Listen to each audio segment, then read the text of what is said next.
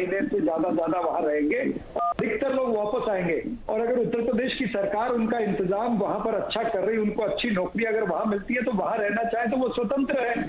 लेकिन महाराष्ट्र जो already industrialised है, मुझे नहीं लगता कि यहाँ पर अगर कोई कमी भी लगती है कि मजदूर कम है या श्रमिक जो टैलेंटेड कम है, मेरे ख्याल से वो और आ जाएंगे। और 12 करोड़ आबादी महाराष्ट्र राज्य की है, जिसके अंदर तमाम सारी बिजनेस सेंटर है, इंडस्ट्रियलाइज्ड सारी प्रोविजन यहाँ पर है। तो मुझे नहीं लगता कि महाराष्ट्र राज्य को कोई बहुत बड़ी तकलीफ इसमें आने वाली है। हमारी इंडस्ट्रियल पॉलिसी में भी हमको सुधार कुछ करने पड़ेंगे, जिसके ऊपर सरकार जो है महाविकास आघाड़ी की, उनकी आज की मीटिंग जो हुई है उद्धव ठाकरे जी के यहाँ पर, उसमें भी बहुत चर्चा हुई है। अभी अभय दुबे जी कह रहे थे ना, दरअसल वही संदर्भ था इसमें कि जो स्किल्ड लेबर है ना वो बहुत कम है, और जो है उसका कोई डेटा बैंक डेटाबेस नहीं है। बीच बीच में उद्योग जगत की CII PhD चैम्बर्स इन सब की मांग उठती थी कि सरकार इंडस्ट्री के साथ मिल के वो प्रोफेशनल कोर्स चलाए जिनकी ज़रूरत है, और ऐसा लंबे समय से था, लेकिन वो शायद धरातल पर नहीं हो पा रहा था। यही बात दुबे जी कह रहे थे कि ऐसा कोई व्यवस्था है क्या कि इंडस्ट्री कहे कि मुझे 20 कारपेंटर चाहिए या 10 दूसरे तरह के लोग चाहिए। आपको ऐसा लगता है कि महाराष्ट्र में एकदम से स्किल्ड लोग आ जाएंगे, ये एक दिक्कत होगी? दुबे जी आप कुछ कहना चाह रहे थे, बताइए।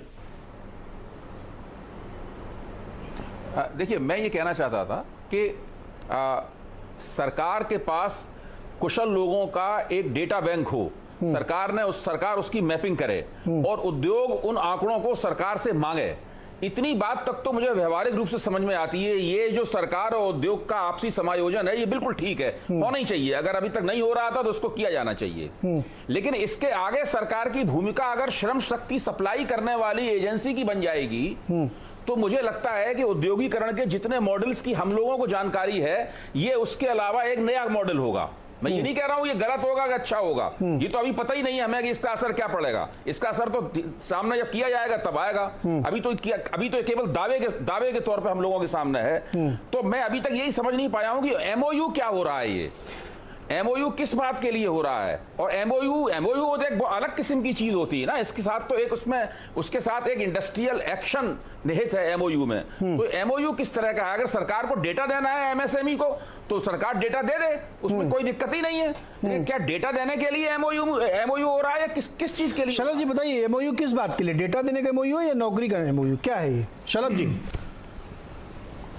नहीं, MOU ये नौकरी का हो रहा है भाई जी। ये MOU जो हुआ है ये उत्तर प्रदेश सरकार के बीच में और MSME सेक्टर की जो इकाइयां हैं उनका जो समूह है उसके बीच में हुआ है। हमने जो डेटा बैंक तैयार किया है करीब 16 लाख लोगों का तैयार हो चुका है, जिसमें हमारे पास स्किल्ड लोग भी हैं जो डिफरेंट सेक्टर्स हैं। कोई प्लम्बर है, कोई इलेक्ट्रीशियन है, कोई टेक्नीशियन है, कोई सॉफ्टवेयर का जानकार है। तो उसको लेकर एक MOU साइन हुआ है कि हमारे इतने लोगों को आप इन इकाइयों में नौकरी देंगे। वो एक समूह है, MSME सेक्टर की जो कंपनीज हैं उनका एक समूह है। हमारे यहाँ के जो प्रिंसिपल सेक्रेटरी MSME के नवनीत सहगल, उन दोनों के बीच में करार हुआ है कि इन 5 लाख लोगों को अगले आप 1 महीने के अंदर एकोमोडेट करेंगे, इनको सैलरी प्रोवाइड करना शुरू कर देंगे।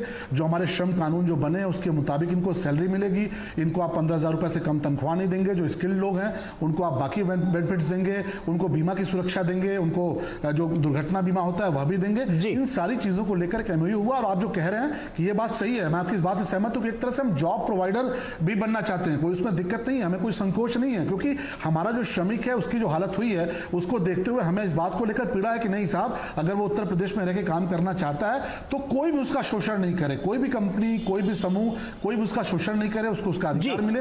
ऐसा ना हो कि बहुत बड़ी संख्या में यहाँ पर आए हैं तो कोई बोले कि नहीं साहब हम 5,000 से काम करेंगे। तो एक तरफ हम कंपनीज को लेकर आकर्षक बातें कर रहे हैं जी, आप बहुत आकर्षक बातें कर रहे हैं। मैं जानना चाहता हूं क्या सरकार ने MSME संगठन को 5 लाख मजदूरों के नाम दे दिए हैं कि इन मजदूरों को आपको नौकरी देनी है?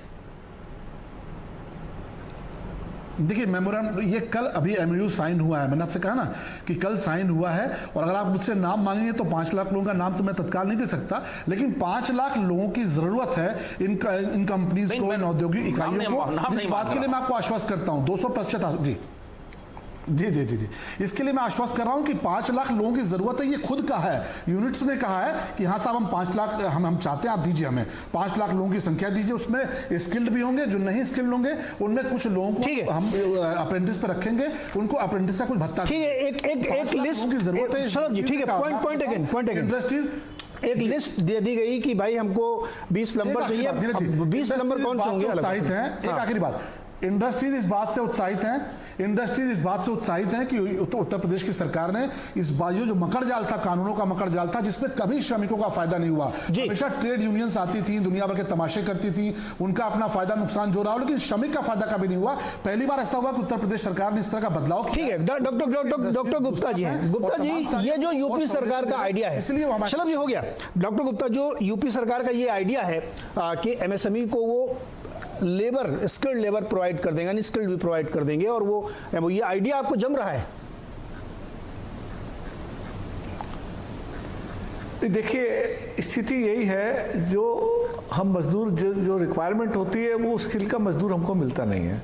मैं अपनी कंपनी की बात कर दूं, हम हमेशा ये देखते रहते हैं हमें अच्छे टेक्नीशियन मिल जाएं जो घरों घरों में जाके हमारे वाटर प्यूरिफायर रिपेयर कर लें। हमेशा शॉर्टेज रहती है हम लोगों को।